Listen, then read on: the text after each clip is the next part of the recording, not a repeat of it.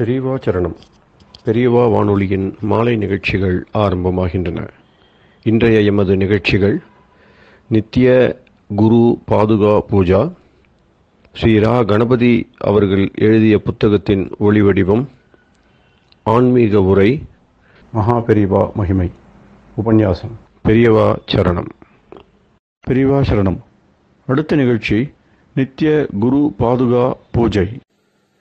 शुक्लाम्भरधरं विष्णुं शशिवर्णं चतुर्भुजं प्रसन्नवदनं ध्यायेत् सर्वविघ्नोपशान्तये। ममोपात्त समस्त दुरितक्षयद्वार श्री परमेश्वर प्रीत्यर्थं गुरुप्रसाद सिद्ध्यर्थं गुरुप्रीत्यर्थं गुरुपादपूजाम् अद्य करिष्ये।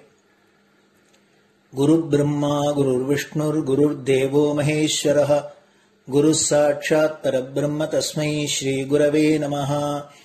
अपारकरुणा सिन्धुं ज्ञानदं शान्तरूपिणं श्रीचन्द्रशेखरगुरुं प्रणमामि मुदान्वहम्।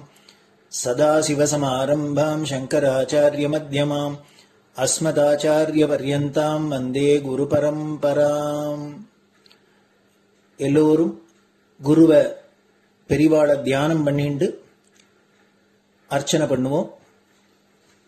அஷ்டோத்திரம். பெரியவா அஷ்டோத்திரம் பல அஷ்டோத்திரங்கள் இருக்கு.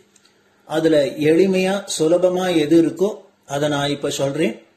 எல்லோரும் இதை கேட்டுண்டே திருப்பி சொல்ல முடிஞ்சுபா சொல்லி சொல்லி பெரிவாளுக்கு பாதத்துல ஒவ்வொரு புஷ்பத்தை அர்ச்சனை பண்ணலாம். ओम श्री कांची कामकोटि पीठाधीश्वराय नमः। श्रीमत् चंद्रशेखरेन्द्र सरस्वती गुरुभ्यो नमः। संन्यासाश्रम शिखराय नमः। काषाय दंडधारिणे नमः। सर्वपीठापहारिणे नमः। स्वामिनाथ गुरवे नमः। करुणासागराय नमः। जगदाकर्षण शक्तिमते नमः।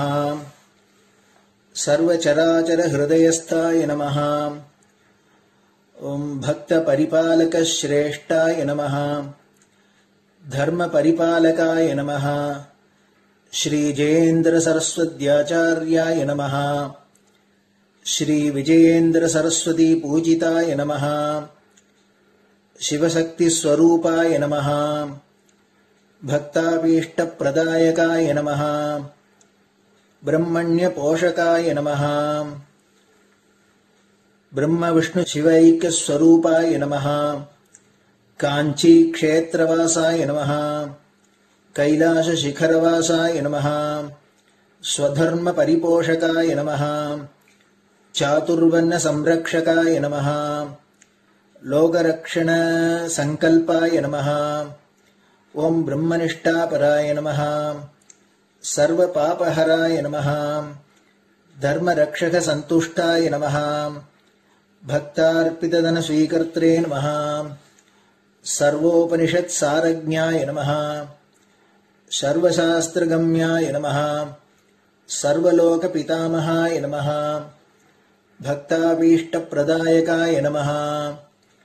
ब्रह्मण्य पोषकाय नमः। नानाविध पुष्पार्चितपदाय नमः। रुद्राक्ष क्रीडधारिणे नमः। भस्मोद्दोलित विग्रहाय नमः। सर्वज्ञाय नमः। सर्वचराचर व्यापकाय नमः। अनेक शिष्य परिपालकाय नमः। मनश्चाञ्चल्य निवर्तकाय नमः। अभयहस्ताय नमः। भयापहाय नमः। यज्ञपुरुषाय नमः। यज्ञानुष्ठान रुचिप्रदाय नमः। यज्ञसम्पन्नाय नमः। यज्ञसहायकाय नमः। यज्ञफलदाय नमः। यज्ञप्रियाय नमः। उपमानरहिताय नमः। स्फटिक तुलसी रुद्राक्ष हारधारिणे नमः। चातुर्वर्ण समदृष्टये नमः।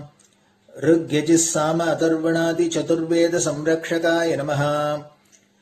தட்சிணாமூர்த்தி ஸ்வரூபாய நமஹ ஜாக்ரத் ஸ்வப்ன சுஷுப்தி அவஸ்தாதீதாய நமஹ கோடி சூரிய துல்லிய தேஜோமே ஷரீராய நமஹ சாது சங்க சம்ரக்ஷகாய நமஹ அஸ்வகஜ கோபூஜா நிர்வர்த்தகாய நமஹ குருபாதுக பூஜா துரந்தராய நமஹ கனகாபிஷிக்தாய நமஹ ஸ்வர்ண பில்வதள பூஜிதாய நமஹ சர்வஜீவ மோக்ஷதாய நமஹ மூகவாக்தான நிபுணாய நமஹ நேத்ர தீக்ஷாதானாய நமஹ द्वादशलिंग स्थापकाय नमः गान रसप्रियाय नमः ब्रह्मज्ञानोपदेशकाय नमः सकलकलासिद्धिताय नमः चातुर्वण्यपूजिताय नमः अनेकभाषा संभाषण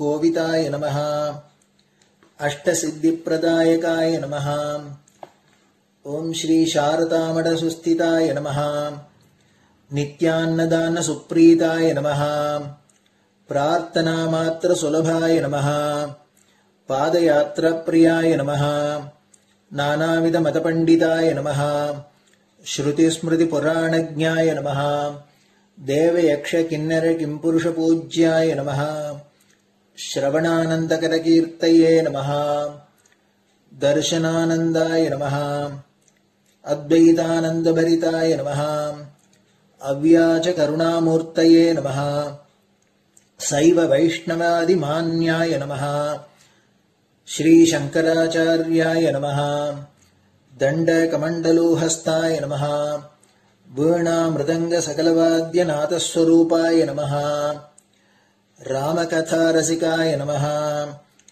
वेद वेदांग आगमादि सकलकला सतस्प्रवर्तकाय नमः हृदय गुहाशयाय नमः शतरुद्रीय वर्णितस्वरूपाय नमः केदारेश्वरनाथाय नमः अविद्यानाशकाय नमः निष्काम कर्मोपदेशकाय नमः लघुभक्ति मार्गोपदेशकाय नमः लिंगस्वरूपाय नमः सालग्राम सूक्ष्मस्वरूपाय नमः कालड्यां शंकर कीर्तिस्तंभ निर्माणकर्त्रे नमः जितेन्द्रियाय नमः शरणागत वत्सलाय नमः श्रीशैल शिखरवासाय नमः डमरुकनाद विनोदाय नमः वृषभारूढ़ाय नमः दुर्मद नाशकाय नमः आभिचारिक दोषहर्त्रे नमः मिताहाराय नमः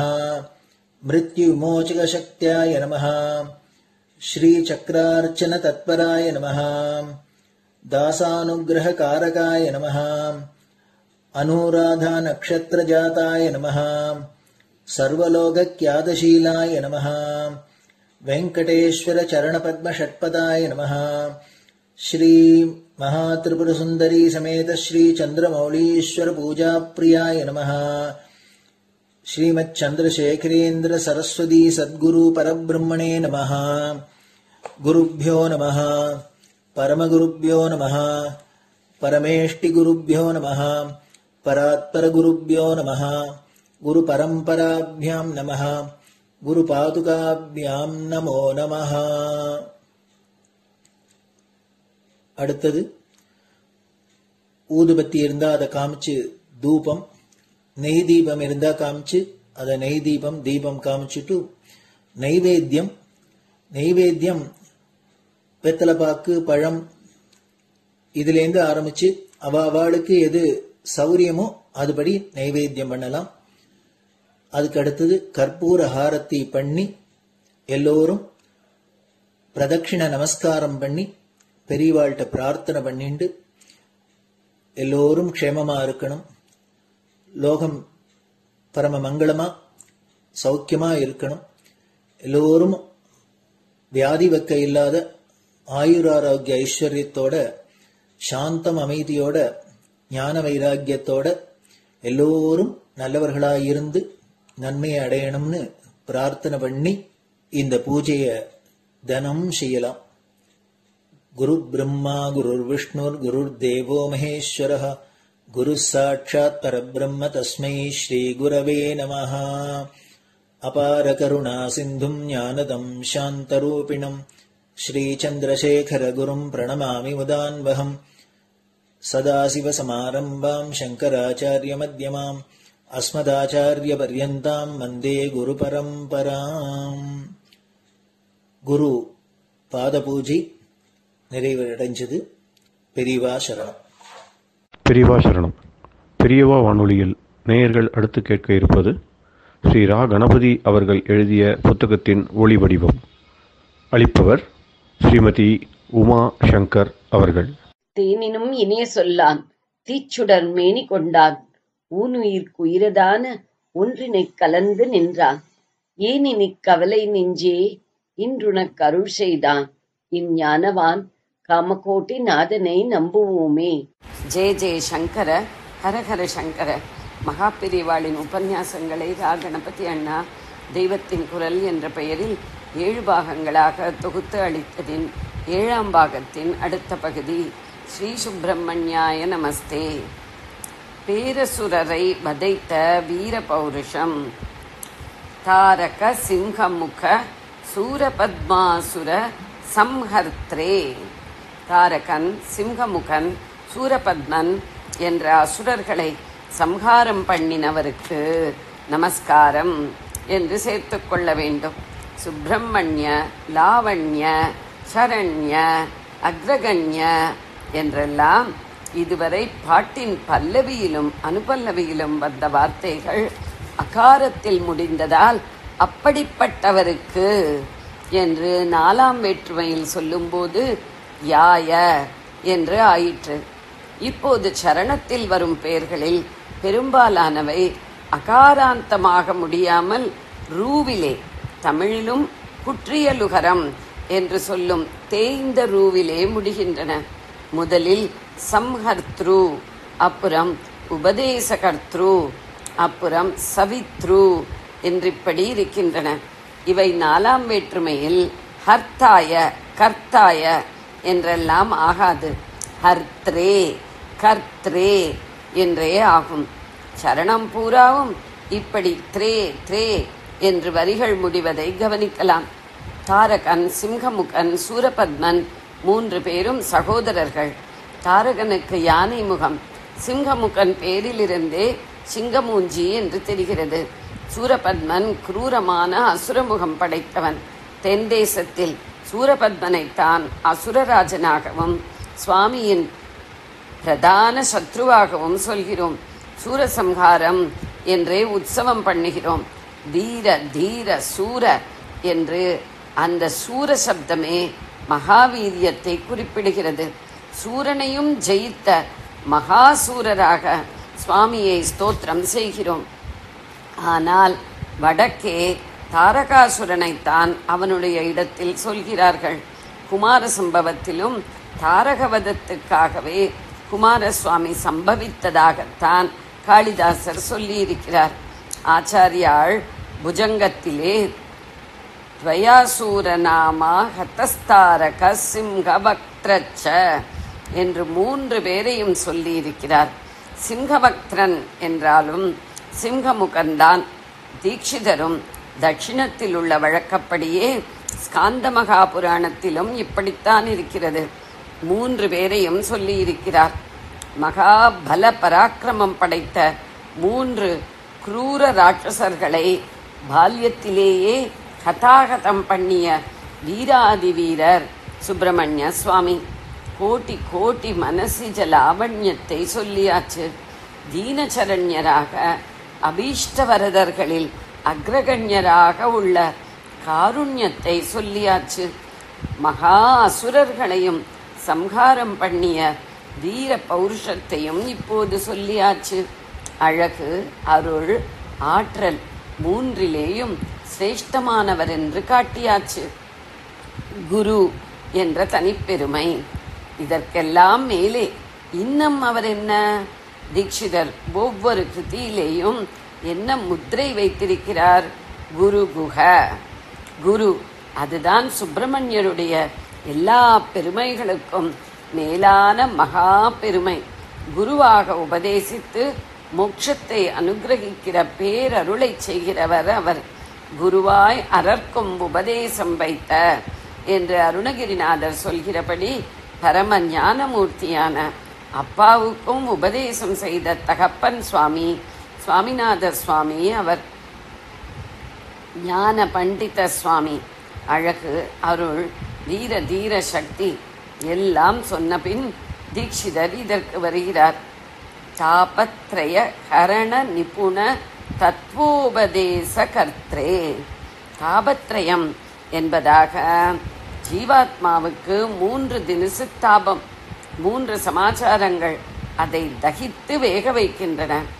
ஆத்தியாத்மிகம், ஆதி பௌதிகம், ஆதி தெய்வீகம் என்ற 3. இவை மனுஷரை தகிக்க தபிக்க வைக்கின்றன. ஆத்தியாத்மிகம் என்பது தன்னாத்மாவாலேயே தன்னை வருத்திக் கொள்வது. அதாவது நம்முடைய மனசின் பலவிதமான சஞ்சலிப்பு கொந்தளிப்பினாலேயே நம்மை வருத்தெடுத்துக் கொள்வது. ஆதி பௌதிகம் என்பது பூதர்களால், அதாவது உயிர்களால், நம்மை தவிர பிற மனுஷர்களாலும் மற்ற ஜீவராசிகளாலும் உண்டாகிறது. ஆதி தெய்வீகம் என்ற இடத்தில் தெய்வம் என்றால் விதி. நம்முடைய வினையே விதியாக வந்து வருத்துவது ஒரு தாபம், அல்லது மனுஷ சக்திக்கு அப்பாற்பட்டதாக இயற்கை உற்பாதம் என்கின்ற, ஆனால் உண்மையில் தேவ சக்திகளின் கோபத்தை காட்டுவதான புயல், பூகம்பம், எரிமலை வெடிப்பது முதலியவற்றால் ஏற்படுவது ஆதி தெய்வீகமான தாபம். ஆதி பௌதிகத்தாலும் ஆதி தெய்வீகத்தாலும் விபத்து, வியாதி இத்தியாதி ஏற்படலாம். ஆனால் அதை நமக்கு தாபமாக மாற்றி வருத்தம் தருவது, வருத்து எடுப்பது மனஸ்தான். மனஸ் என்ற ஒன்று இல்லாவிட்டால் எந்த தாபமும் தெரியாதுதானே. மனம் இறக்க கற்றுவிட்டால் தாபமே இல்லை. ஆத்மாராமர்களாக ஆனந்தமயமாக ஆகிவிடலாம். அப்படியாக கற்றுக் கொடுப்பதுதான் தத்துவோபதேசம். தாபத்ரயங்களை போக்குவதில் மிகவும் வல்லமை வாய்ந்த தத்துவ உபதேசத்தை செய்பவர் சுப்பிரமணியர். தாபத்ரய ஹரண நிபுண தத்துவோபதேச கர்த்தா. ஸ்கந்தமூர்த்தியாகி அவர் பிதாவான ஈஸ்வரனுக்கு பிரணவ உபதேசம் பண்ணினது மட்டுமில்லை, சனத்குமாரர் என்று ஒரு பிரம்மனிஷ்டர், சிருஷ்டி ஆரம்பத்தில் பிரம்மாவிடமிருந்து முதலில் தோன்றிய 4 பேர் யாரென்றால், தாங்களும் புனர்ஜன்ம சிருஷ்டியிலிருந்து தப்பிய ஞானிகளாக இருந்தவர்கள். தங்களாலும் பிரஜா சிருஷ்டி ஏற்படாமல் பிரம்மச்சாரி, சந்நியாசி இரண்டுமாக எல்லா ஆசிரமங்களுக்கும் மேலே போன அதிவர்ணாசிரமிகளாக இருந்தவர்கள். சனகர், சனந்தனர், சனாதனர், சனத்குமாரர் என்று அவர்களுக்கு பேர். அவர்களில் சனத்குமாரரை குமாரர் என்றே சொல்வது. சனத் என்பது பிரம்மாவின் பேர். அவருடைய புத்திரர் சனத்குமாரர். அவர் நாரதருக்கே தத்துவோபதேசம் செய்திருக்கிறார். அந்த உபதேசமும் அதை பற்றிய கதையும் சாந்தோக்கியோபனிஷத்தில் வருகிறது. சனத்குமாரர் நாரதருக்கு இருட்டை தாண்டிய நிலையை காட்டினார் என்று உபனிஷத்து முடிக்கிற இடத்தில் அந்த குமாரரேதான் குமார சப்தத்தை பிரசித்த நாமாவாக கொண்ட ஸ்கந்தமூர்த்தி என்று 2 தரம் சொல்லியிருக்கிறது. அஞ்ஞான இருட்டுக்கு அப்பால் இருக்கிற ஞான ஜோதிஷ் தான் சுப்பிரமணியர். அக்னிஸ்வரூபம் என்றால் அது ஞான அக்னிதான். அவர் கையிலே தகதகவென்று இருக்கிற சக்தியாயுதமும் ஞானவேல்தான். பாகுபல பராக்கிரமத்தை காட்டும் சக்தி, கோட்டி கோட்டி மன்மதலாவண்யம், தீனரக்ஷணத்தில் முதல்வராக இருக்கும் காருண்யம் எல்லாமும் கடைசியில் அந்த ஞானத்தில் பிறந்தவையே. அந்த ஞானத்தோடு பிரிக்க முடியாமல் சம்பந்தப்பட்டவையே. ஞானத்தை மற்றவருக்கும் வழங்கும் குருநாதனாக இருப்பதே சுப்பிரமணிய சுவாமியின் உயிரான லட்சணம். தத்துவோபதேச கர்த்ரே வீரனுத குருகுகாயாஜ்ஞான அஜ்ஞான துவாந்த சவித்ரே. வீரர்கள் தொழும் ஞானி, வீரனுதகா, ஞானி வேறே வீரன் வேறே என்பது விஷயம் தெரியாத நிலையில் நிஜமான ஞானி எதுவாகவும் இருப்பான்.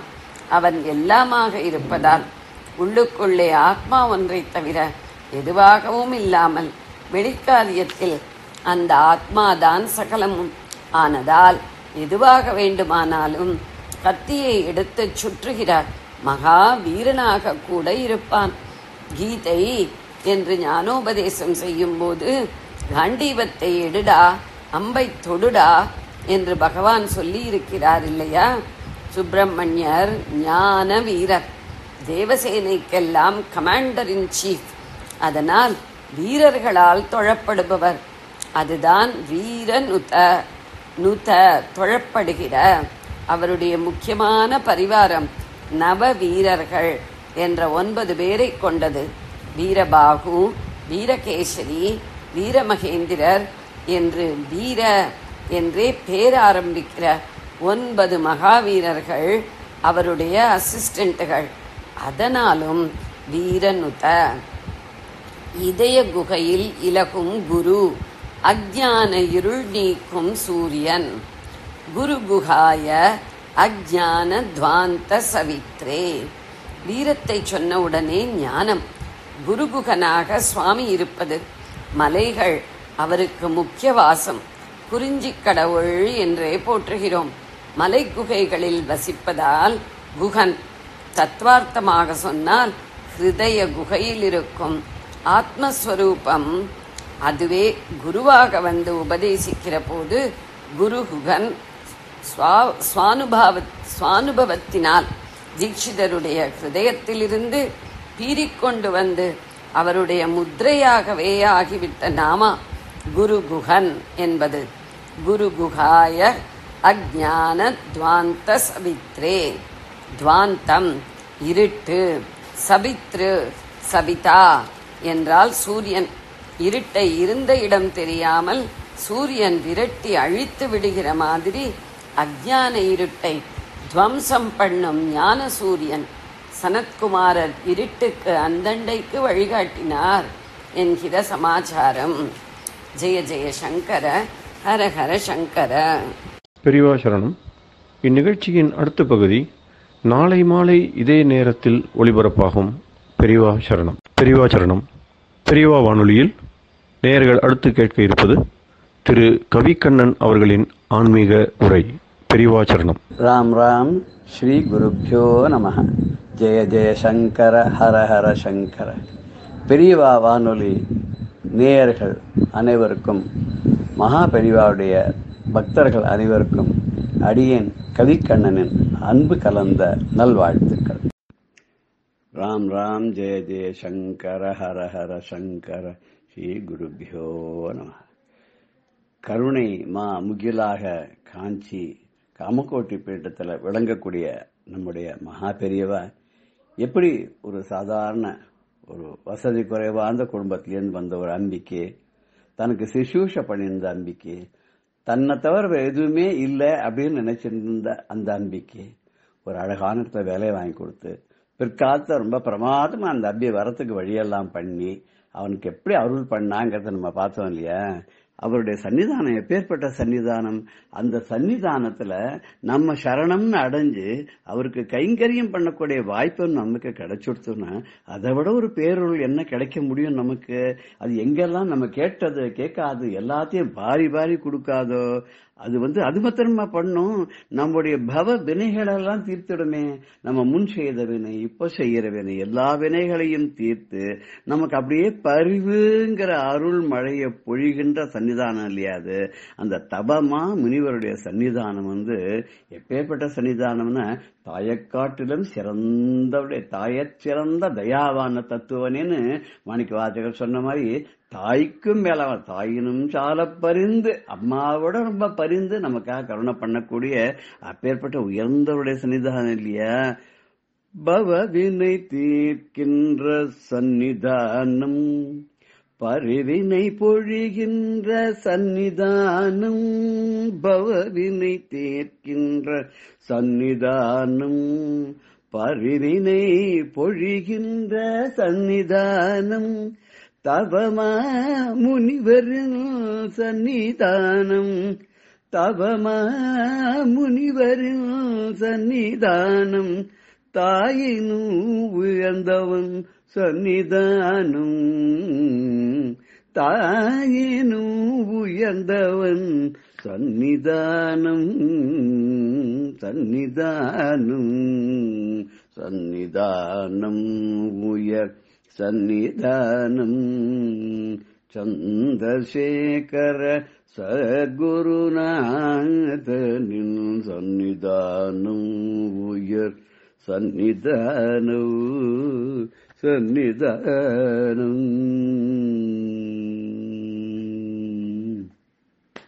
அப்பேற்பட்ட அந்த சன்னிதானத்துல அவருடைய ஸ்தூல சரீரத்தோட இருந்த காலத்துல அவர் மட்டாதிபதியாக இருந்த போதும் சரி, மடத்த ஜெயேந்திர பெரியவாகிட்ட முழு அதிகாரத்தையும் கொடுத்துட்டு தான் தனியாக மட்டத்துக்கு வெளியிலேயே தனியா ஒரு இடத்துல இருந்த காலத்திலேயே சரி, பெரியவாளோட இருந்தவா ரொம்ப ரொம்ப அணுக்க தொண்டர்களா இருந்திருக்கா.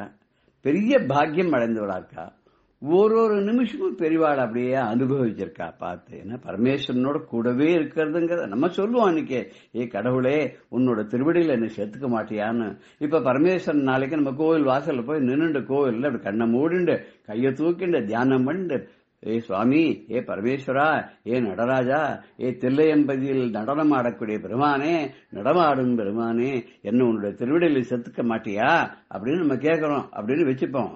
அங்க திருவடி கீழே மாணிக்க வாசகர் இருக்கார், திருவடிக்கு கீழே கரைக்கால் அம்மையா இருக்கான மாதிரி நம்மளையும் சேர்த்துக்க மாட்டியான்னு உடனே சுவாமி கூப்பிட்டு, வாப்பா போலாம், இப்பவே கிளம்புறியா கேட்டுட்டே இருக்க, நீயும் ரொம்ப நாளா, இன்னைக்கு எனக்கு என்னவோ தோன்றது ஒன்று அழிச்சியம் போயிடலாம்னு, வா போலாம் அப்படின்னு நம்ம என்ன பண்ணுவோம், கிளம்புவோமோ? கண்டிப்பா கிளம்ப மாட்டோம். உடனே என்ன பண்ணுவோம், ஏதோ ஒன்று சொல்லி, இன்னைக்கு கொஞ்சம் வேலை இருக்கு, ஆத்துல யாரையோ வர சொல்லியிருக்கேன், ஏதோ ஒரு கடங்காரம் பணம் கொண்டு கொடுக்குறேன்னு சொல்றேன், இல்ல வீட்டுக்காரர் வரைஞ்சு இருக்கா, அவருக்கு ஏதோ கொடுக்க வேண்டியது பாக்கி இருக்கு, இல்ல பொண்ணுக்கு வரன்னு காய்ச்சி விட்டுருக்கேன், அவெல்லாம் இன்னைக்கு பாக்கிறதுக்கு வரதுன்னு இருக்கா, ஏதோ ஒன்று சொல்லுமே தவிர நாம கண்டிப்பா சுவாமியோட கூட போறதுக்கு தயாராக இருக்கவே மாட்டோம். ஆனா சொல்றது மாத்திரம் என்ன பண்ணுவோம், என்னை ஏத்துக்க மாட்டியா, எனக்கு ஒரு நல்ல வழியை காட்ட மாட்டியா, உன்னோட திருவடியில என்னை சேர்த்து உனக்கு அங்க கைங்கரியம் பண்றதுக்கு நீ அருள் பண்ண மாட்டியான்னு கேட்போம். ஆனா அதெல்லாம் விட நம்ம பெரியவா கிட்ட போய் அழகா மட்டத்துல அழகா கைங்கரியம் பண்ணவா எல்லாம் அந்த மகேசனுக்கு செய்ய தொண்டை விட பெரிய தொண்டா நம்ம மகானுக்கு செய்த தொண்டை அவெல்லாம் நினைச்சிருந்தா, அவளையும் பெரியவா ரொம்ப நன்னா கவனிச்சுன்றா. சமயத்துல என்ன அருளை கொடுக்கணுமோ, என்ன அறிவுரை கொடுக்கணுமோ அதெல்லாம் கொடுத்து அவளுக்கு எந்த குறையும் இல்லாத தன்னை சேர்ந்தவா, தன்னோட கூட இருக்கிறவா, தன்னை நாடி வந்தவாள் அப்படிதான் பெரியவா கவனிச்சுட்டு இருந்திருக்கா. அது ஒரு வேடிக்கையான ஒரு சம்பவம் என்னன்னா, அந்த மடத்துல ஒரு கைங்கரியம் பண்ணிட்டு வந்தா ஒரு பாட்டி. அந்த பாட்டிக்கு யாரும் மனுஷாலாம் கிடையாது, தனியாதான் இருந்தா. வந்து இங்க மடத்துல சேர்ந்துட்டா. ரொம்ப ஒரு 4-5 வருஷமா கைங்கரியம் பண்ணிட்டு இருந்திருக்கா. அதனால பெரியவாளுக்கு ரொம்ப கிட்டத்தட்ட நெருக்கமா சேவை பண்ணிட்டு இருந்திருக்கா. ஒரு நாளைக்கு பாட்டி எப்படி பெரியவா கிட்ட தயங்கி தயங்கி தயங்கி தயங்கி வந்தா. என்ன பாட்டி, என்ன வேணும் உனக்கு, என்ன இங்க நின்று இருக்க, தயங்கி தயங்கி நிற்கிற, என்ன வேணும் உனக்கு அப்படின்னா, இல்ல ஒன்னும் இல்ல பெரியவான். ஒண்ணு இல்ல பெரியவான்னா என்னது, நீ இப்படி நானும் பாக்குறேன் 3 நாளா நீ தயங்கி தயங்கி வர போற. அது சரி, கையில 100 பேப்பரை சுருட்டி வச்சுட்டு இருக்கியே, அது என்னது அப்படின்னு கேட்ட. பாட்டி ரொம்ப தயங்கி தயங்கி சொன்னா, பெரியவா, நம்ம அரசாங்கத்துல முதியோர்களுக்கெல்லாம் ஏதோ ஒரு உதவித்தொகை தராளாம். அந்த உதவித்தொகை தரத்துக்கு எனக்கு தெரிஞ்ச அந்த பாட்டி வாங்கிட்டு இருக்கா, இந்த பாட்டி வாங்கிட்டு இருக்கா, யாரும் இல்லாத வாழ்க்கை, வயசான வாழ்க்கை, ஏதோ ஒரு மாசம் ஏதோ கொடுக்கறாளா, ஏதோ 50 25 கொடுக்கறாளாம். அதுக்கு அந்த பாட்டி அவளுக்கு ஒரு ஃபாரம் வாங்கிட்டு எனக்கும் ஒரு ஃபாரம் வாங்கிட்டு வந்திருக்கா. அந்த ஃபாரம் தான் இதுதான் நான் நம்ம உள்ள சந்துரு கிட்ட நான் சொல்லி அதை ஃபில்அப் பண்ணி வாங்கிட்டேன். இது கொண்டு போய் தாசில்தார் ஆபீஸ்ல போய் அங்க முத்திரை வாங்கி அந்த கொடுத்துட்டாக்க அது 1 மாசத்துல அவ அதை பரிசீலனை பண்ணி அதுக்கு அவ ஆர்டர்லாம் போடுவாளாம். போட்டா எனக்கு மாசம் ஒரு தொகை எனக்கு வருமா, அது மணி ஆர்டர்லயோ ஏதோ அக்கௌண்ட்ல கட்டுறதோ ஏதோ வரும் போல இருக்கு. அதான் ஒரு வந்தா கொஞ்சம் ஒரு சௌரியமா இருக்குமே அப்படின்னு சொல்லிட்டு தான் அந்த கொடுக்கலான்னு போறேன் அப்படின்னாலாம்.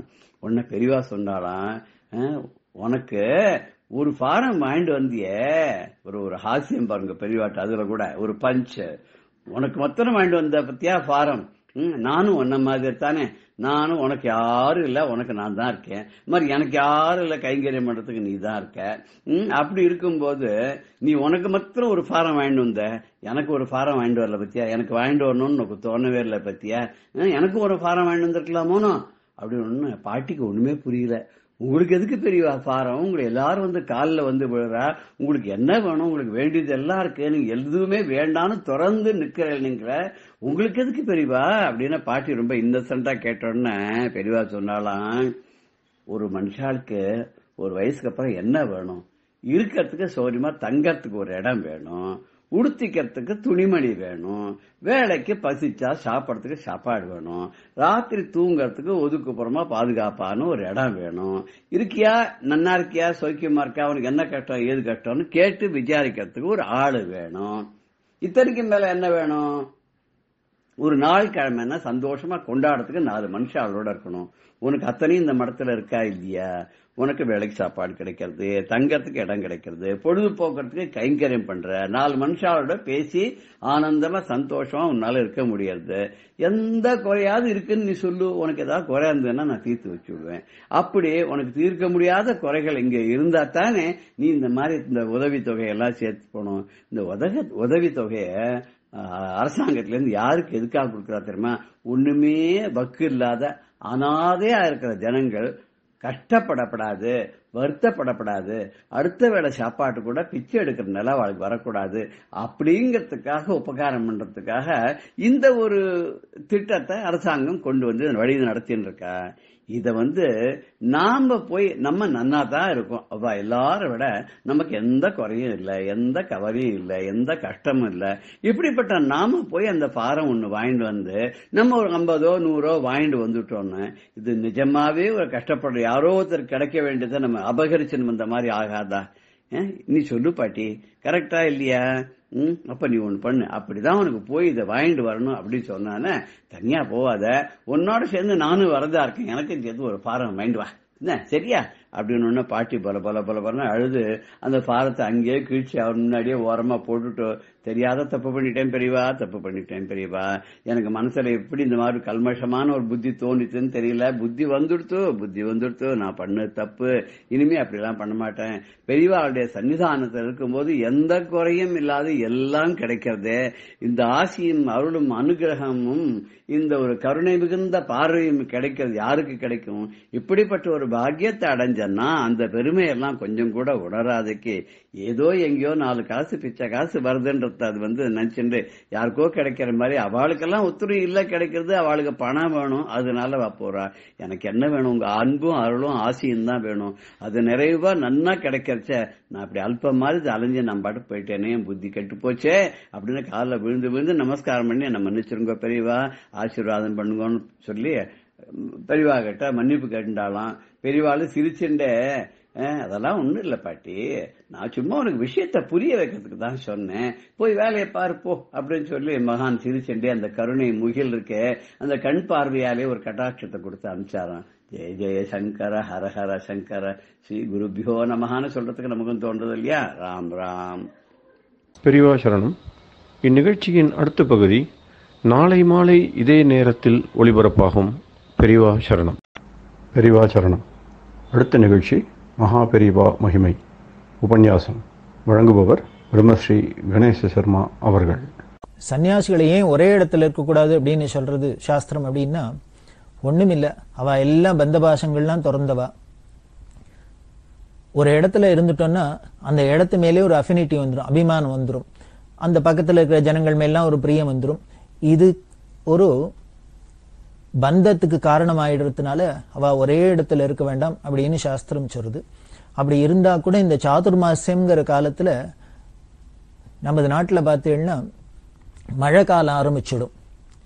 இந்த வைகாசி மாசம் ஆன உடனே கேரளாலேருந்து மழை ஆரம்பிச்சிடும். இந்த மழை காலத்துல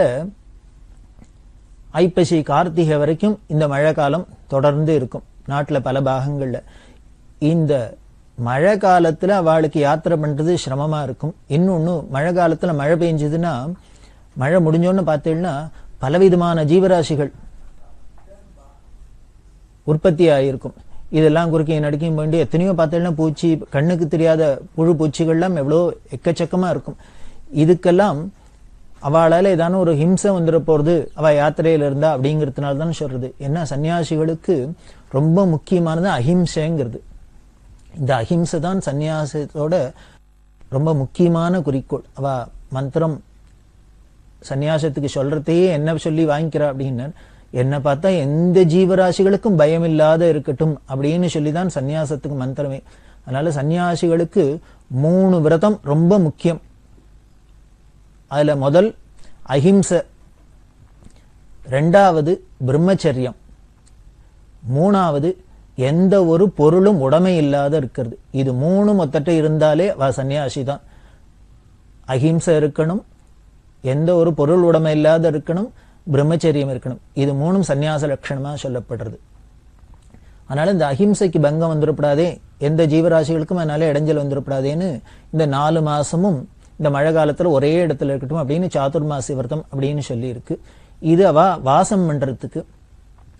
அதே மாதிரி ஆகார நியமும் அவளுக்கு பலது சொல்லப்படுறது.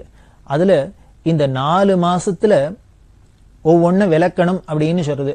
அதுல முதல் மாசம் சாக விரதம் அப்படின்னு கரிகா பழங்கள் எதையும் சேர்த்துக்கப்படாது. 2வது மாசம் தயிர் சேர்த்துக்கூடாது. 3வது மாசம் பால் சேர்த்துக்கூடாது.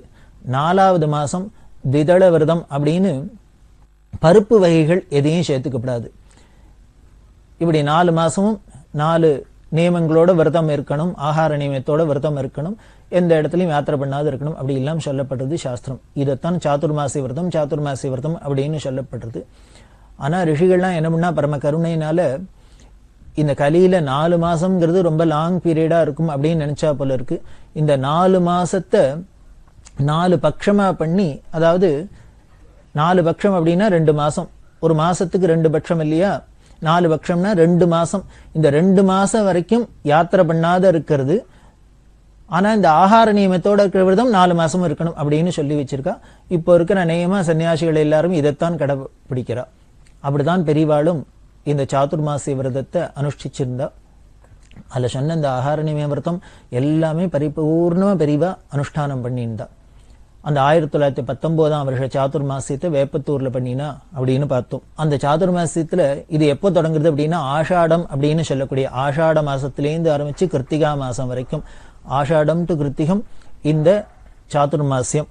நம்ம தமிழ்ல சொல்லணும்னாக்க ஆனி மாசத்திலேருந்து கார்த்திகை மாசம் வரைக்கும் இதுதான் சாதுர்மாசியம். அந்த ஆஷாட பௌர்ணமியில வியாச பூஜை அப்படின்னு ஒண்ணு பண்ணுவா. தங்களோட குரு பரம்பரைக்கெல்லாம் இந்த பிரம்ம வித்யா சம்பிரதாயத்துல பரம்பரையானா வந்திருக்கு நமக்கு. சாட்சாத் ஆதிகுருவான பரமேஸ்வரன தட்சிணாமூர்த்தியிலேருந்து ஆரம்பிச்சு விஷ்ணுலேருந்து ஆரம்பிச்சு நாராயணம் பத்மபூமம் அப்படின்னு வரிசையா சொல்லப்படுறது இல்லையா. சதாசிவ சமாரம்பம் சங்கராச்சாரிய மத்தியமாம் அஸ்மத் ஆச்சாரிய பரியந்தாம் வந்தே குரு பரம்பராம் அப்படி எல்லாம் சொல்றமே. அது மாதிரி சாட்சாத் பகவானான பரமேஸ்வரன்லேருந்து ஆரம்பிச்சு நமக்கு மந்திரோபதேசம் பண்ணி நமக்கு தீட்சை கொடுத்த குரு வரைக்கும் அந்த குரு பரம்பரை தொடர்ந்து வருது. அந்த பிரம்ம வித்தை அப்படிங்கிறது, இந்த ஞானம்ங்கிறது வாழையடி வாழையா தலைமுறையா நமக்கு பாசான் பண்ணி வந்துட்டு இருக்கு. அதனால அத்தனை பேரையும் நம்ம நன்றியோட வருஷத்துக்கு ஒரு நாளானும் ஸ்மரிக்கணும், கொண்டாடணும் அப்படின்னு. அதுக்கு ஏன் வியாச பூஜைன்னு பேர் வச்சா அப்படின்னர், நம்ம சனாதன மதத்துக்கு ரொம்ப முக்கியமான ஒரு மூல புருஷர் வேதவியாச மகரிஷி. கிரகஸ்தாளா இருக்கிறவா வருஷத்துக்கு ஒரு நாள் இந்த வியாசரை கொண்டாடுறோம். எப்போ அப்படின்னா ஆவணி ஆவட்டத்துல இந்த ஸ்ராவண பௌர்ணமியில, ஸ்ராவணம் அப்படின்னு கொண்டாடுற சமயத்துல வியாசரை கும்பத்துல ஆவாகனம் பண்ணி அவருக்கு பூஜையெல்லாம் பண்ணி கிரகஸ்தாள்லாம் வழிபட்டுறா, பிரம்மச்சாரிகளும் வழிபட்டுறா. இந்த சன்னியாசிகள்லாம் இந்த சாதுர்மாசியத்துல வியாச பூஜையில அவரை வழிபடுறதுக்கு ஒரு ஹேதுவா இருக்கு. வியாசர் மட்டும் இல்ல, இந்த பிரம்ம வித்யா சம்பிரதாயத்துல உள்ள எல்லா குருக்களுக்கும் அவ பூஜை பண்றா. அக்ஷதையை பரப்பி அதுல எலும்பிச்சம்பழங்களை வச்சு அதுல அந்தந்த குருக்களை ஆவாகனம் பண்ணி அவளுக்கு ஷோடசோபச்சார பூஜை எல்லாம் பண்ணி அது ரொம்ப விஸ்தாரமா நடக்கும் வியாச பூஜைங்கிறது. பெரியவா ஆரம்பிச்சாள்னா கார்த்தால 10 மணிக்கு ஆரம்பிச்சாள்னா கிட்டத்தட்ட சாயந்தரம் 4 மணி மட்டும் பூஜை பண்ணுவா இந்த வியாச பூஜையை. அவ்வளவு விமர்சையா நடக்கும். அந்த ஆஷாட பௌர்ணமிக்கு முத நாள் தான் துவாதசியிலேந்து தான் இந்த ஆகார விரதம்லாம் இருக்க ஆரம்பிப்பா. இந்த ஆகார நியமம் எப்போ பூர்த்தி ஆகும்னா கார்த்திகை மாசம் அந்த கார்த்திகை பௌர்ணமிக்கு முன்னால வர துவாதசியோட முடியும். இந்த ஆஷாட பூர்ணிமாக்கு முன்னால வர ஏகாதசிக்கு பேர் சயன ஏகாதசின்னு பேரு. என்ன சயன ஏகாதசி அப்படின்னா, விஷ்ணு அப்ப படுத்துக்க போறார், சயனத்துக்கு போறார், அதனால சயன ஏகாதசின்னு பேரு. இந்த கார்த்திகை மாசத்துல வர இந்த கிருத்திகா பௌர்ணமிக்கு முன்னால வர ஏகாதசிக்கு பேர் உத்தான ஏகாதசின்னு பேரு. அப்ப ஏந்திருக்கிறார். ஆஷாட ஏகாதசியில சயனத்துக்கு போய் இந்த கிருத்திகா ஏகாதசியில எழுந்திருக்கிறார்.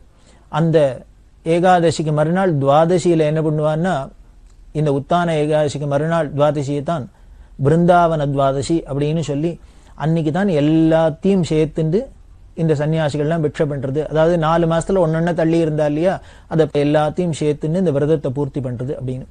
இந்த சாதுர்மாசிய விரதம் காஞ்சி மடத்துல பார்த்தீங்கன்னா ரொம்ப கோலாகலமா இருக்கும்.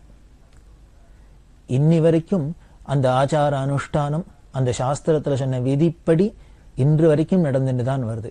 அது காஞ்சி மடத்தோட தனி சிறப்பு.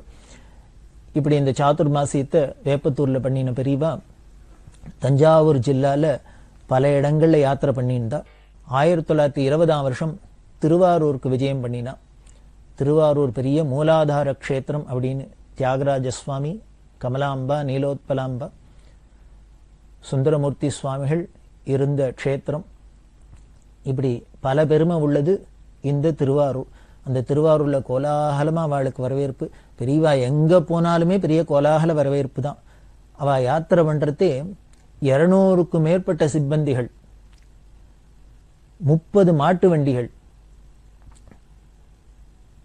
நிறைய பசுமாடு, யானை, குதிரை, ஒட்டகம், தந்தப்பல்லாக்கு அப்படின்னு பார்த்தா அந்த பரிவாரங்களை பார்த்தா பெரியவா ஒரு ஊருக்கு வந்தாள்னா ஒரு பெரிய ஊரே திரண்டு வராப்புல இருக்கும், கிராமமே நகுந்து வராப்புல இருக்கும். அப்படிதான் பெரியவா யாத்திரை பண்ணியிருந்தா.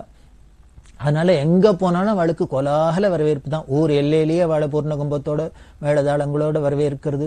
அந்த ஊர் பிரமுகாள்லேருந்து அத்தனை பேரும், சாமானிய ஜனங்கள்லேருந்து அத்தனை பேரும் ஆசாசியா பெரியவாளுக்கு வரவேற்பு கொடுக்கறது. அதே மாதிரி அந்த ஊரை விட்டு போறதையும் ஊர் எல்லை தாண்டுற வரைக்கும் அவளுக்கு கூடவே போய் வழி அனுப்புறது அப்படிங்கிறதுலாம் ரொம்ப விமரிசையா பெரியவாளுக்கு நடந்தது. அந்த திருவாரூர்லேருந்து பெரியவா மகோதயம்ங்கிற புண்ணிய காலம் வந்தது. இந்த மகோதய புண்ணிய காலம் ரொம்ப முக்கியமான விஷயம். அந்த மகோதய புண்ணிய காலத்துல ஆதிசேது அப்படின்னு சொல்லக்கூடிய வேதாரண்யம்ங்கிற க்ஷேத்திரம். அந்த வேதாரண்ய க்ஷேத்திரத்துல சமுத்திர ஸ்நானத்துக்காக கோடிக்கரை அப்படின்னு சொல்றோம். இந்த கோடிக்கரையில போய் சமுத்திர ஸ்நானம் பண்ணினா அந்த மகோதய புண்ணிய காலத்துல ரொம்ப விசேஷம்னு சொல்லிக்க. அர்த்தோதயம், மகோதயம் அப்படின்லாம் வருது. அந்த புண்ணிய காலங்கள்லாம் போய் வேதாரண்யத்துல கோடிக்கரையில சமுத்திர ஸ்நானம் பண்ணினா பெரிய பலன் அப்படின்னு சாஸ்திரம் சொல்றது. அதனால இந்த மகோதய புண்ணிய காலத்துல கோடிக்கரையில ஸ்நானம் பண்ணுங்கிறதுக்காக பெரியவா வேதாரண்யத்துக்கு போனா. வேதாரண்யம் பெரிய க்ஷேத்திரம், திருமறைக்காடு அப்படின்னு தமிழ்ல சொல்றா. தேவாரம்பாடின மூவர்ல 2 பேரான ஞானசம்பந்த பெருமாளும் அப்பர் சுவாமிகளும் இந்த வேதாரண்யத்துல பேர்க்கிறதை தான் கோவில் கதவு சாத்தியே இருக்க இவா சுவாமி வேதாரண்யேஸ்வரர் தரிசனம் பண்ண முடியலையே அப்படின்னு தாபப்பட 2 பேரும் பதிகம் பாடி அந்த கோவில் கதவை திறந்து திருப்பி கோவில் கதவு சாத்திக்க முடியுமா பண்ணினா அப்படின்னு நமக்கு அவளோட சரித்திரம்லாம் சொல்லுது. அவ்வளவு உயர்ந்த க்ஷேத்திரம். வேதமே காடா இருந்து பரமேஸ்வரனை பூஜை பண்ணித்தனால வேதாரண்யம் திருமறைக்காடு அப்படின்னு பேரு. சுவாமி பேரு வேதாரண்யேஸ்வரர், அம்பாள் பேரு வீணாவாத விதூஷணி அப்படின்னு பேரு. அதாவது வீணையோட நாதத்தை விட யாழோட நாதத்தை விட இனிமையா இருக்குமா அம்பாள் வாயை திறந்து பேசினா. சௌந்தர்யில ஆச்சாரியர்கள் அப்படித்தானே சொல்றார். சரஸ்வதி வீணையை வச்சுன்னு கானம் பண்ணியிருந்தா, பரமேஸ்வரனோட பெருமையை பாடியிருந்தா, அம்பாளுக்கு முன்னால அம்பாள் உட்காந்து கேட்டுண்டா. அப்படி கேட்டு அம்பாளை என்ன பண்ணினா, சரஸ்வதி வீணை வாசிக்கிறதுக்கு கேட்பானே, அவ பாடுறதுக்கு கேட்பானே, கலைகளுக்கெல்லாம் அதிதேவதை. அப்படி சரஸ்வதி ஆனந்தமா பரமேஸ்வரனோட பெருமையை கானம் பண்ணி யாழோட வீணையோட வாசிச்சுன்னு பாட, அதுல மயங்கி அப்படியே அம்பாள் தலையாட்டின்னு பேஷ் பேஷ் அப்படின்னு அதுக்கு அப்ரிஷியேட் பண்ணி சொன்னாலாம். இப்படி அம்பாள் பேஷ் பேஷ்னு சொன்னோன்னு சரஸ்வதி என்ன பண்ணாலாம், வெக்கப்பட்டு தன்னோட பாட்டை நிறுத்திட்டு வீணை வாசிக்கிறதையும் நிறுத்திட்டு தன்னோட வீணையை தூக்கி ஒரையில போட்டு மூடி வச்சா அப்படின்னு ஆச்சாரியால் ரொம்ப ரசனையா சௌந்தர்யலஹரீஸ்வரர். ஏன் அம்பாள் பேஷ் பேஷ்னோன்னு ஒரு வித்வானான் தான் அப்ரிஷியேட் பண்ணினா அப்ளாஸ் வந்தா மேற்கொண்டுனா நிறைய பாடணும். அம்பாள் ஏன் இப்படி சொன்னோன்னு சரஸ்வதி வேணையை மூடி வச்சான்னர். அம்பாளோட இந்த பேஷ் பேஷ்னு சொன்ன அந்த குரலோட இனிமையை கேட்டோன்னு சரஸ்வதிக்கு வெக்கமா படுத்தான். இவ சாதாரணமா பேஷ் பேஷ்னு பேசுறதே இவ்வளவு சங்கீதம் மாதிரி இனிமையா இருக்கே, இவளுக்கு முன்னாலே நம்ம கைவரிசையை காமிச்சோம், வேணையை வாசிச்சு காமிச்சோம், பாடினோம் அப்படின்னு அவளுக்கு வெக்கமா இருந்துதான். இது எதுக்கு சொல்றோம் அப்படின்னா, இந்த திருமறைக்காட்டுல அம்பாளுக்கு வீணாவாத விதூஷணி அப்படின்னு பேர் இருக்கும் இல்லையோ, இது ரொம்ப பொருத்தம் அப்படிங்கிறதுக்கு ரெஃபரன்ஸ் மாதிரி இருக்கு இந்த சௌந்தர்ய ஆச்சாரியால் சொல்ல ஸ்லோகம். அப்படி ஒரு உயர்ந்த க்ஷேத்திரம். அந்த வேதாரண்யத்தை தரிசனம் பண்ணிட்டு அந்தந்த ஊரை சுத்தீவிர உள்ள கிராமங்களுக்கெல்லாம் பெரியவா யாத்திரை பண்ணினா. இந்த யாத்திரையில நான் முக்கியமான ஊர்கள்லாம் தான் சொல்லிட்டு வரேன். ஆனா அந்தந்த ஊர்ல இந்த ஊர்ல இருந்து அந்த ஊருக்கு போறதுக்கு முன்னால நடுப்பறை என்னென்ன ஒரு க்ஷேத்திரங்கள்லாம் இருந்ததோ, சின்ன சின்ன கிராமமா இருந்தா கூட அந்த இடங்களுக்கெல்லாம் போய் இருந்து அந்த ஊர்ல எல்லாம் அந்தந்த சௌரியத்துக்கு ஏத்தாப்புல நாட்கணக்குல தங்கி அவளோட உபச்சாரங்கள்லாம் ஏத்துண்டு அப்படி இல்லாம தான் பெரியவா யாத்திரை பண்ணிட்டு வந்திருக்கா. அந்த வேதாரண்யத்திலேருந்து நாகப்பட்டினத்துக்கு வந்தா. நாகப்பட்டினம்ங்கிறது பெரிய க்ஷேத்திரம். நமது தமிழ்நாட்டில் அதுவும் பார்த்தா பக்திக்கு பாகவத்துல சொல்றது, பக்தி எங்க பிறந்தது அப்படின்னு திராவிட தேசத்துல தான் பிறந்தது அப்படின்னு சொல்றது. தமிழ்நாட்டில் தான் பக்தியே பிறந்தது அப்படின்னு ஸ்ரீமத் பாகவதம் சொல்றது. அதுக்கு சாட்சியா தான் நீங்க பார்த்தேன்னா நமது பாரத தேசத்துல எவ்வளையோ மாநிலம் இருக்கு, எங்கேயும் இல்லாத ஒரு பெருமை தமிழ்நாட்டுக்கு என்னன்னு, திரும்பின இடம்லாம் கோவில். எந்த ஒரு கிராமமா இருந்தாலும் எந்த ஒரு சின்ன ஊரா இருந்தாலும் அங்க நிச்சயம் கோவில் இல்லாத ஊரே கிடையாது. கோவில் இல்லாத ஊரில் குடியிருக்க வேண்டாம் அப்படின்னா நமக்கு சொல்லப்பட்டிருக்கு. இந்த பழமொழி தமிழ்நாட்டுல தானே இருக்கு. அதனால ஜனங்கள் இருந்தாலே அந்த ஊர்ல கோவில் இருந்தது அப்படிங்கிறது தெரியுது.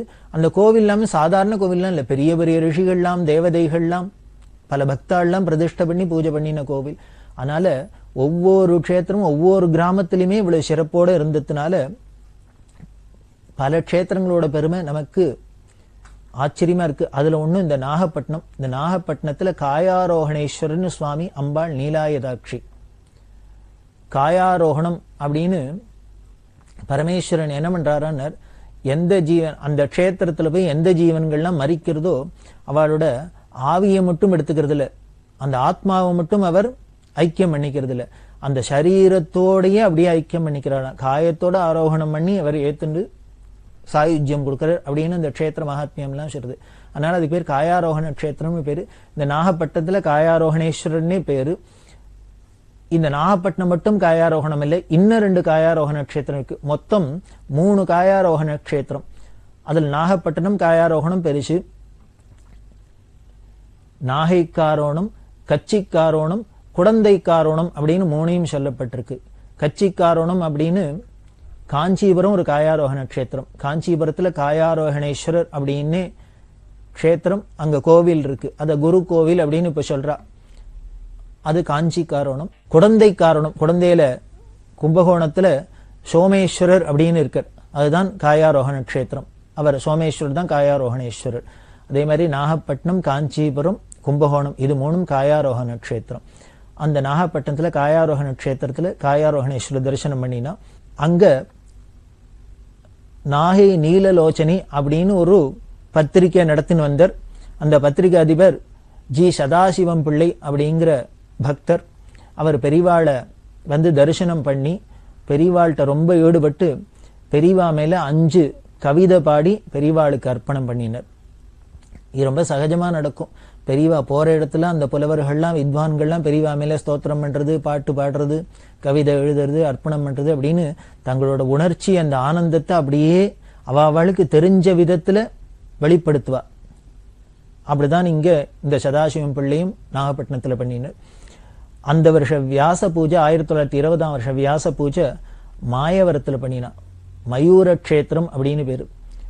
அம்பாள் பார்வதி மயில் உருவத்துல வந்து பரமேஸ்வரனை பூஜை பண்ணினது 2 இடத்துல 2 க்ஷேத்திரம். அது மயூரம், மயூர க்ஷேத்திரம் அப்படிங்கிறது மாயவரம் அப்படின்னு இருந்தது. இப்ப தமிழ்ல அதை மயிலாடுதுறை அப்படின்னு சொல்றா. அந்த மாயவரம் இன்னொரு மயிலா அம்பாள் பூஜை பண்ணிட்டு தான் திருமயிலை அப்படின்னு சொல்லக்கூடிய க்ஷேத்திரம், மயிலாப்பூர் அப்படின்னு சென்னையில சொல்ற அந்த க்ஷேத்திரம். இந்த 2 இடத்துல தான் அம்பாள் மயிலா வந்து பரமேஸ்வரனை ஆராதனை பண்ணினது. அந்த 1920ஆம் வருஷ வியாச பூஜையை மாயவரத்துல பண்ணினா. அந்த மாயவரத்துல வியாச பூஜை பண்ணி சாதுர்மாசியத்துல இருக்கிறதே ஒரு அற்புதமா ஒரு காரியத்தை பெரிவா பண்ணினா. ஸ்கூல் படிச்சுட்டு காலையில குழந்தை எல்லாம் நல்ல வேத வித்துக்கள் குலத்துல பிறந்து, ஆனா ஏதோ ஜீவனத்துக்காக ஒரு ஸ்கூல்ல போய் படிச்சுட்டு ஒரு உத்தியோகத்தை பார்த்துன்னு இப்படி எல்லாம் இருந்து ஒரு சமுதாயம் மாறி போச்சு இல்லையா? அப்படி மாறினா கூட ஒரு காலத்தோட நிர்பந்தத்தினால, காலத்தோட கோலத்தினால மாறினா கூட நம்மளோட ட்ரெடிஷனை விடப்படாது, நம்மளோட பழமையை விடப்படாது, நம்மளோட ஆச்சார அனுஷ்டானத்தெல்லாம் விடப்படாது அப்படிங்கிறதுல பெரியவா ரொம்ப குறியா இருந்ததுனால எல்லோருக்கும் இந்த ஆஸ்திக ருச்சி வரணும், அந்த அனுஷ்டானம் வரணும் அப்படிங்கிறதுக்காக இந்த மாயவரத்துல இருக்கிறது என்ன பண்ணினா, ஸ்கூல் படிக்கிற பசங்களுக்கெல்லாம் யாராருக்கெல்லாம் வேத அத்தியனம் பண்றதுக்கு அதிகாரம் உண்டோ அத்தனை பேருக்கும் அந்த லீவ்ல வெக்கேஷன் ட்ரைனிங் அது மாதிரி ஒண்ணு பண்ணணும் அப்படின்னு வேத வகுப்பு ஆரம்பிக்கணும் அப்படின்னு எப்போ ஒழியறதோ அவளுக்கு சாயந்தர வேளையிலேயோ எப்போ அவ போய் அந்த வேத கிளாஸ்ல படிக்கணும் அப்படின்னு ஆரம்பிக்கணும்னு பண்ணினா, அதை என்ன பண்ணினா அப்படின்னா ராஜன் தோட்டம் அப்படின்னு ஒண்ணு அங்க, இந்த ராஜன் தோட்டத்துல பெரிய கொட்டகை போட்டு பந்தல் போட்டு ஏற்பாடெல்லாம் பண்ணி இருந்தது. பெரியவா ஒரு பக்கம் தங்கி இருக்கா, சந்திரமௌலீஸ்வர பூஜை, அதுக்கு வர சேவார்த்திகள் தரிசனத்துக்கு வருவா, அப்படி எல்லாம் இருக்க இன்னொரு பக்கத்துல 200க்கும் மேற்பட்ட பிராமண பசங்கள்லாம் வந்து இவ அத்தனை பேரும் ஸ்கூல் படிச்சுட்டு இருக்கிறவா இங்க பெரியவாளோடயே இருந்தா. அப்படி ஒரு ஏற்பாடு அங்க பண்ணியிருந்தா. அதுக்குண்டான வேத வித்துக்கள்லாம் வர சொல்லி காலங்கார்த்தால வெடிகாரத்தால எழுந்திருக்க வேண்டியது, எல்லாருமா போய் காவேரியில ஸ்நானம் பண்ண வேண்டியது, பிராத ஸ்நானம் பண்ண வேண்டியது, அங்கேயே சந்தியாவந்தனத்தை பண்ண வேண்டியது, உடனே இந்த கொட்டைக்கு வந்து எல்லாருமா சமிதா தானம் பண்ண வேண்டியது. அதாவது இந்த பிரம்மச்சாரிய ஆசிரமத்துக்கு என்னென்ன சாஸ்திரத்துல நியமங்கள் சொல்லியிருக்கோ அதெல்லாம் அனுஷ்டானம் பண்றது. அப்படி பண்ணிட்டு அதுக்கப்புறம் அவளுக்கு தக்க வாத்தியார சொல்லி ருத்ரம் சமக்கம் சூக்தங்கள் முதலான ஒரு குறுகிய காலத்துல வேதத்துல என்ன ஒரு கொஞ்சமான ஒரு அபியாசம் வர முடியுமோ, அவளுக்கு கொஞ்சமானும் அதை கொடுக்க முடியுமோ அதுக்கு உண்டானதெல்லாம் ஏற்பாடு பண்ணி பெரிவா பண்ணியிருந்தா. அது எப்படி இருந்தது அப்படின்னா, அந்த காலத்துல ரிஷிகளோட ஆசிரமம் எப்படி இருந்ததோ, ரிஷிகள் ஆசிரமத்துல பார்த்தீங்கன்னா ரிஷிகளும் அவளோட ரிஷிகுமாரர்களும் சிஷ்யாளுமா சேர்ந்துட்டு எப்பப்பாரு ஒரே கோலாகலமா வேத கோஷமும் அனுஷ்டானத்தோடையும் இருந்தாப்லே இந்த மாயவரம் 1920ஆம் வருஷம் இருந்தது பெரிவா சாதுர்மாசிய காலத்துல. அப்போதான் நவம்பர் மாசம் 2ஆம் தேதி அன்னைக்கு சைவ மடங்கள்ல முக்கியமான தர்மபுரம் அப்படிங்கிற அந்த தர்மபுரத்துல மடம் இருக்கு, சைவ மடம். அந்த தர்மபுரம் ஆதீனம் அவர்கள் பெரிவாளை வந்து சந்திச்சு அந்த தர்மபுரம் ஆதீனத்து மடத்து சார்பில் காமகோடி பீடாதிகளுக்கு என்னென்ன மரியாதை பண்ணணுமோ அதெல்லாம் பண்ணினா. அப்ப இன்னொரு முக்கியமான விஷயமும் நடந்தது. இப்படி பெரிவா மாயவரத்துல சாதுர்மாசியத்தில் இருக்கிறதே 2 கண்ணும் தெரியாத ஒரு இஸ்லாமியர், அவர் பெரியவாளை தரிசனம் பண்ணணும் அப்படின்னு ஆசைப்பட்டு சொல்லி அனுப்பிச்சிருந்தார். பெரியவா ஒரு நாளைக்கு சாயந்தரம் 4 மணிக்கு அவர் அழிச்சுன்னு வர சொல்லு அப்படின்னு சொல்லியிருந்தா. அவர் வந்தார். இந்த இஸ்லாமியர் 2 கண்ணும் தெரியாது, அவரோட மத வேத நூலான குர்ஆன்ல ரொம்ப பெரிய கெட்டிக்காரர், பெரிய வித்வான் அப்படின்னே சொல்லலாம். கற்றாரே கற்றாரே காமுருவர்னு படிச்சவாளுக்கு தானே பெரியவாளோட அருமை தெரியும், படிச்சவாளோட அருமை தெரியும். அதனால அவர் வரணும்னு 4 மணிக்கு பெரியவா சொன்ன டேட்டுக்கு வந்தார். அப்ப வரத்தே மடத்துல வித்வத் சதஸ் நடந்து வித்வான்கள்லாம் கூடி இந்து மதத்துல உள்ள வேத சாஸ்திரம் முதலானதெல்லாம் பரிமாறின்னு இருக்கா. பெரியவா அந்த பக்கத்திலேயே அவரை உட்காத்தி வச்சுன்னு எல்லாம் கேட்க சொன்னா. இந்த வித்வான்கள்லாம் எல்லாம் பேசி முடிச்சு அவெல்லாம் வியாக்கியானம் எல்லாம் பண்ணினோன்னு பெரியவா சொன்னா, இந்த இஸ்லாமியத்தை நீங்க உங்க மதத்துல என்னென்ன சொல்லியிருக்கு, அந்த தர்மங்கள்லாம் என்ன, மனுஷா எப்படி இருக்கணும், கடவுளை அடையிற வழி என்ன, உங்க குர்ஆன்ல உள்ளத தத்துவங்கள்லாம் எல்லாருக்கும் இங்க சொல்லணும் அப்படின்னு. அவருக்கு ஒரே நெகிழ்ந்து போயிட்டது. இதை எதிர்பார்க்கல. பெரியவாளோட சாதாரணமா தரிசனம் பண்ணிட்டு தான் போகணும் அப்படின்னு நினைச்சுன்னு வந்தார்.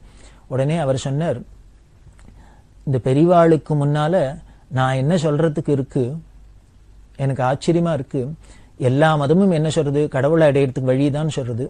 அந்த கடவுளுக்கு மேல ஒரு பொருள் இல்லை, அவன் இல்லாத பொருள் இடம் இல்லை அப்படின்லாம் சொல்றது.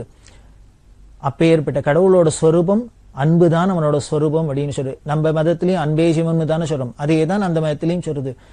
அதனால முக்கியம் அன்புதான். எந்த இடத்துல அன்பு இருக்கோ அந்த இடத்துல ஈஸ்வரன் இருக்கார், கடவுள் இருக்கார் அப்படின்னு தான் எங்க மதமும் சொல்றது, அந்த மதமும் சொல்றது, எல்லா மதமும் சொல்றது. அப்படியே அந்த வேதங்கள்ல சொல்லப்பட்ட அன்பு ஸ்வரூபமா இருக்கிற அந்த பகவான கடவுளை இப்போ பெரியவா ரூபத்துல பார்க்கிறேன் அப்படின்னு சொன்னார். காரணம், இவ்வளவு ஒரு அன்பு பெரியவாள்கிட்ட இருக்கிறத நேர அனுபவிக்கிறேன். அதனால எந்த இடத்துல அன்பு இருக்கோ அந்த இடத்துல தான் ஈஸ்வரன் இருக்கு. அந்த அன்பு, பூர்ணமான அன்பு, பிரேமையை பெரியவாள்கிட்ட பார்க்கிறேன், அவாதான் ஈஸ்வரன் அப்படின்னு சொன்னார். இதை கேட்டு இந்த வித்வான்கள்லாம் அப்படியே கண்ணால தாரதாரியா தண்ணி விட்டு உருகினா. ஒரு அந்நிய மதஸ்தர் இப்பதான் முதல்ல வந்து பார்க்கிறார். பார்த்த மாத்திரத்திலேயே பெரியவாளோட அந்த தத்துவத்தை புரிஞ்சுன்னு எப்படி அவர் மனசூருகி சொல்றார். இது ஒன்றும் ஏற்பாடு பண்ணிட்டு ஷோக்கு சொன்னது இல்லை, அவர் ஆத்மார்த்தமா சொன்னது. இதை கேட்டோன்னே எப்பொழுதுமே எந்த ஒரு வார்த்தையும் நாம மனசார ஆத்மார்த்தமா ஒண்ணு சொன்னோம்னா யாரா இருந்தாலும் அவ கேட்கிறவாள அது உருக்கத்தான் உருக்கும். அப்படி இந்த இஸ்லாமியர் பெரியவாள ஈஸ்வரன்னு சொன்னது, அன்பு பிரேமஸ்வரூபம்னு சொன்னதை பார்த்துட்டு எல்லாரும் கூடியிருந்த கேட்ட ஜனங்கள்லாம் உருகினா, வித்வான்கள்லாம் அவரை பாராட்டினா.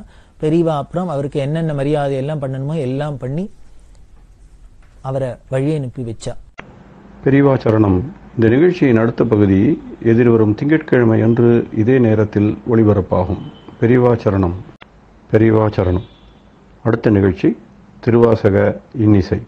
வழங்குபவர் ஸ்ரீ சத்குருநாத தேசிகர் அவர்கள். பெரியவா சரணம். திருச்சிற்றம்பலம்.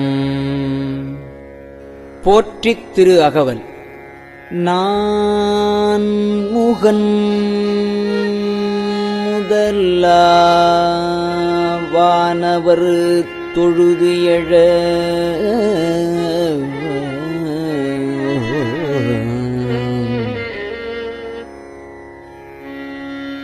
ஈரடியாலே மூலகளந்து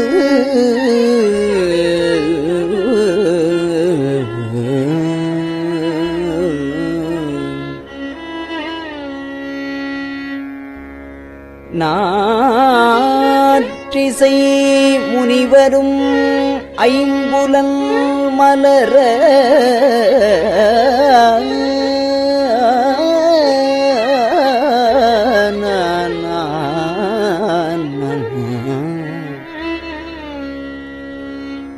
போற்றிசை கதிர்முடி திருநெடுமால் அன்று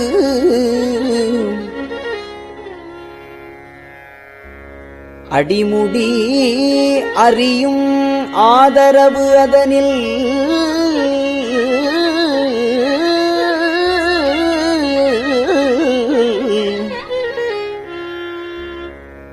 கடுமுரன் ஏனம் ஆகி முன்கலந்து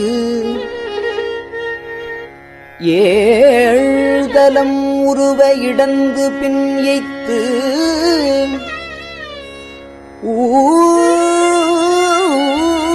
ஊழி முதல்வ சயசய என்று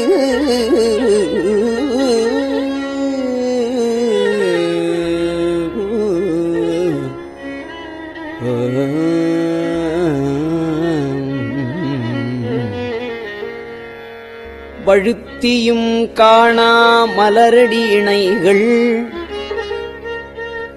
வழுத்துதற்கு எளிதாய் வார்கடல் உலகினில் யானை முதலா எறும்பு ஈராய உணமில் யோனியின் உள்வினை பிழைத்தும்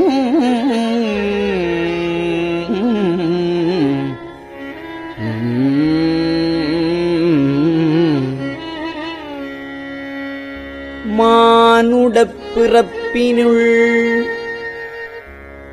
மாதா உதரத்து ஈனமில் கிருமிச் செருவினிற் பிழைத்தும் ஒருமதி தான்றியின் இருமயிற் பிழைத்தும் இருமதி விளைவின் ஒருமயிற் பிழைத்தும் மும்மதி தன்னுள் அம்மதம் பிழைத்தும்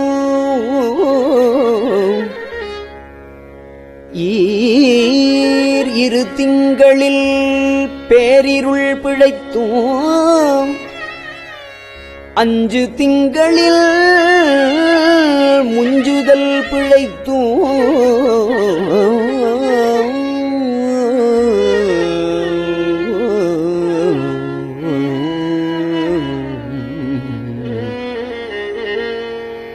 ஆறு திங்களின் ஊரலர் பிழைத்தும் 7 திங்களில் தாழ்புவி பிழைத்தும் 8 திங்களில் கட்டமும் பிழைத்தும் 9 வருதரு துன்பமும் பிழைத்தும் 9 வரு தரு துன்பமும் பிழைத்தும் தக்க தசமதி தாயொடு தான் படும் துக்க சாகரத் துயரிடை பிழைத்தும்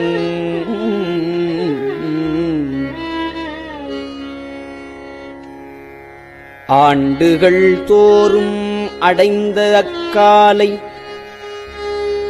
ஈண்டியும் இருத்தியும் எனைப் பல பிழைத்தும் காலை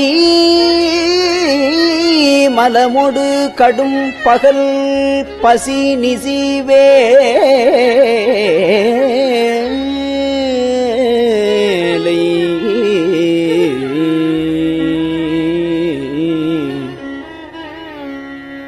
நித்திரை யாத்திரை பிழைத்தும்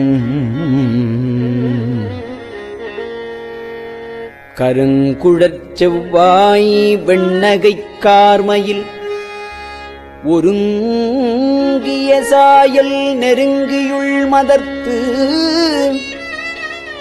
கச்சர நிமிர்ந்து கதிர்த்து முன் பனைத்து எய்திடை வருந்த எழுந்து புடை பறந்து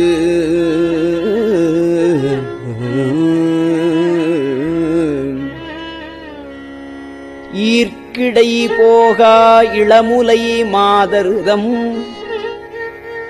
கூர்த்த நயனக் கொள்ளையிற் பிழைத்தும் பித்த உலகரு பெருந்துரை பரப்பினுள் மத்தக் களிறு எனும் அவாவிடைப் பிழைத்தும் கல்வி என்னும் பல்கடல் பிழைத்தும் செல்வம் என்னும் அல்லலிற் பிழைத்தும் நல்குரவென்னும் தொல்விடம் பிழைத்தும் புல்வரம்பாய பலதுரை பிழைத்தும் தெய்வம் என்பதோரு சித்தம் உண்டாகி முனிவிலாததோர் பொருளது கருதலும் 6 கோடி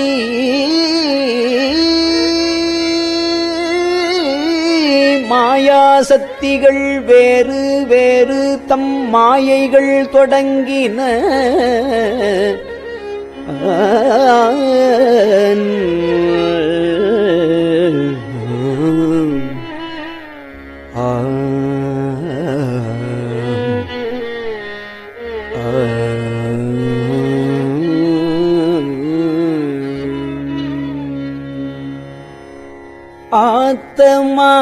ஆத்தமானார் அயலவர் கூடி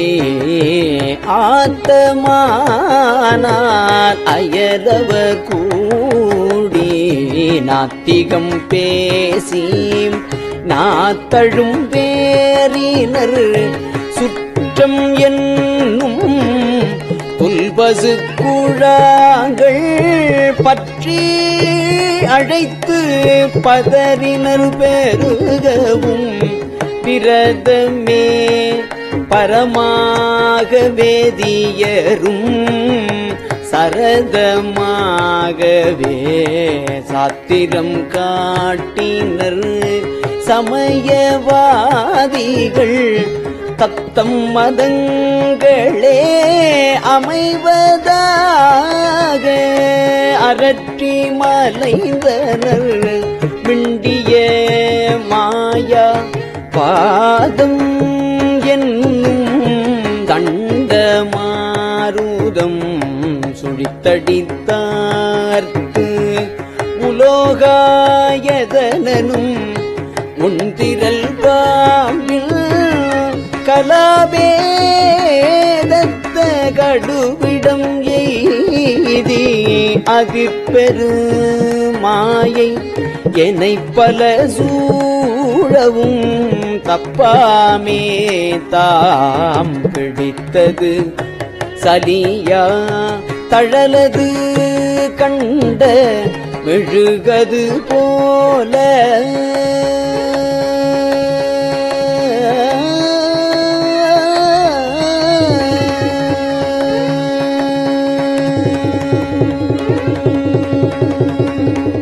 தழலது கண்ட மெழுகது போல தொழுதுளம் உருகி அழுதுடல் கம்பித்து ஆடியும் அலறியும் பாடியும் பரவியும் கொடிரும் வேதையும் கொண்டது விடாதெனும் படியே ஆகி நல்கிடையரா அன்பில் பசுமரத்தாணி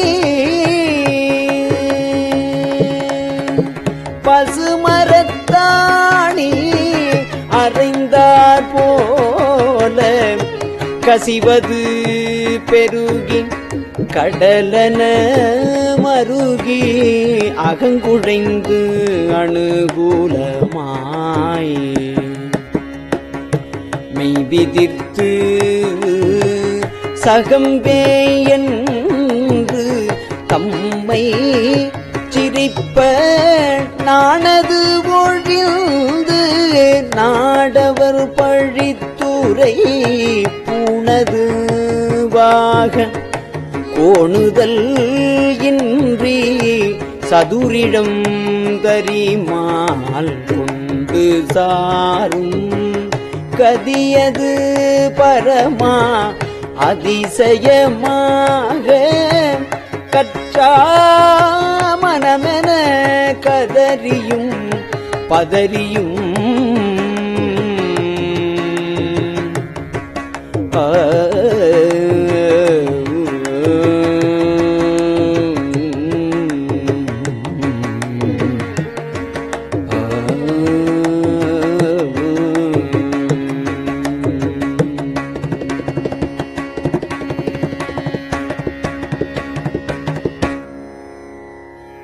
மற்றோர் தெய்வம் கனவிலும் நினையாது அருபரத்து ஒருவன் அவனியில் வந்து குருபரனாகி அருளிய பெருமையை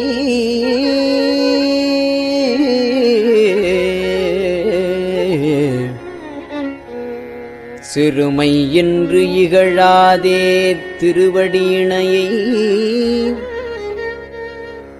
பிரிவினை அறியா நிழலது போல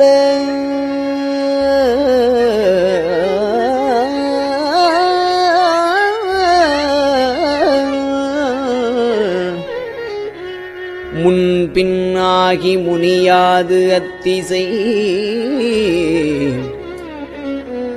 என்பு நைந்துருகி நெக்கு நெக்கேங்கி அன்பெனும் ஆறு கரையது புரள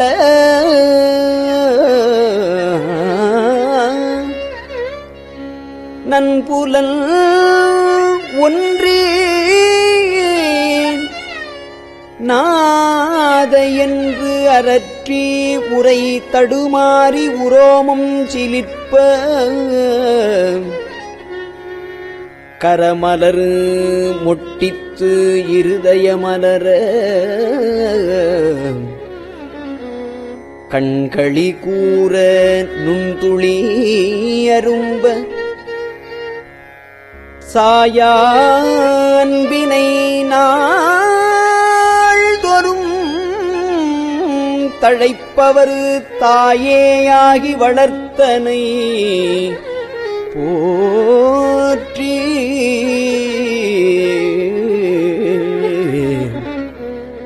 மெய்தரு வேதியனாகி வினைகட மெய்தரு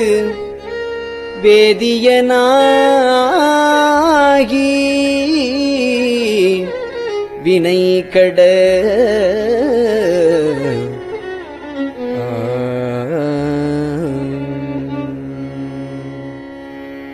கைதர வல்ல கடவுள் போற்றி ஆடக மதுரை அரசே போற்றி கூடல் இலங்கு குருமணி போற்றி கூடல் இலங்கு குருமணி போற்றி தென்தில்லை மன்றினுள் ஆடி போற்றி இன்றனக்கு ஆரமுது ஆனாய் போற்றி மூவானான் மறை முதல்வா போற்றி சேவார்வல் கொடி சிவனே போற்றி மின்னார் உருவ விகிர்தா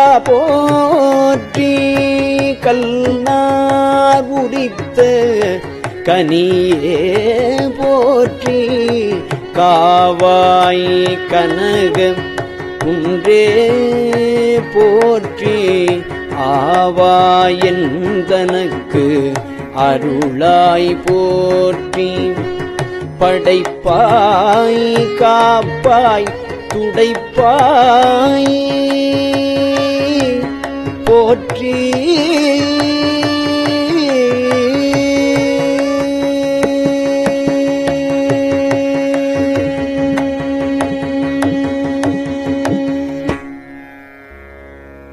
திருச்சிற்றம்பலம்.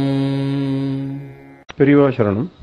இந்நிகழ்ச்சியின் அடுத்த பகுதி நாளை மாலை இதே நேரத்தில் ஒளிபரப்பாகும். பெரியவா சரணம். பெரியவா சரணம்.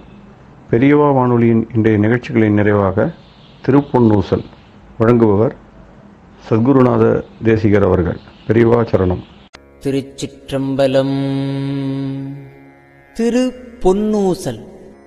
மாதாடு பாகத்தன்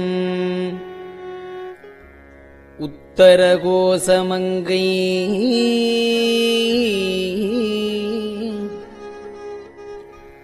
தாதாடு குன்றை சடையான்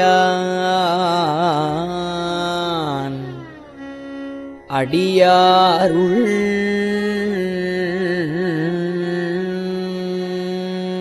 கோதாட்டி நாயேனை ஆட்கொண்டு என் தொல்பிறவி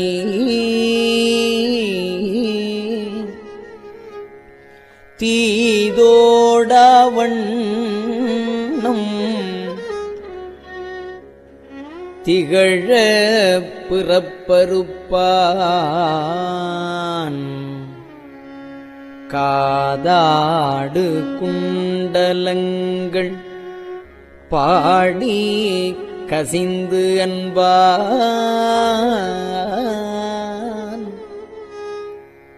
போதாடு பூன்முலையே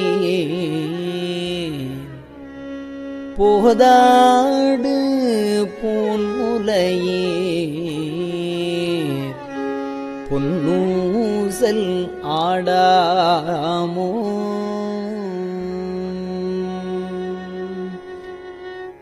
திருச்சிற்றம்பலம்.